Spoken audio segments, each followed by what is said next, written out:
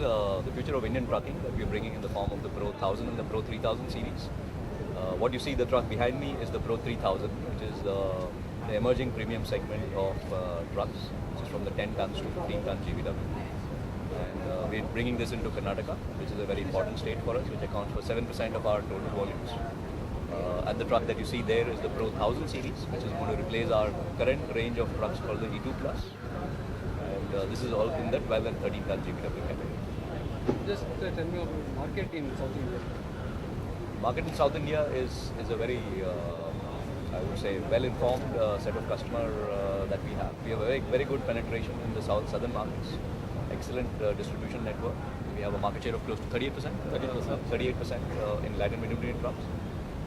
Very good acceptance of our trucks because of the fact that we are seen as mileage ka badshah on these trucks. We hope to grow that market share even further. Freight rates, and other side we have the industry profits. How do you see this? The freight rates very, in a very positive way, has been growing in the last couple of months. And I would imagine that if the industry is what it is and what it is going to be because of the positive sentiment of the government, I think we are well placed as a company to improve our business. Another concern is about overloading. Overloading is now becoming literally history with increasing curbs on overloading, with weighbridges coming across, I would say, important traffic junctions and on state highways. So overloading is going to become history. So it means that better life of the truck, better performance of the truck.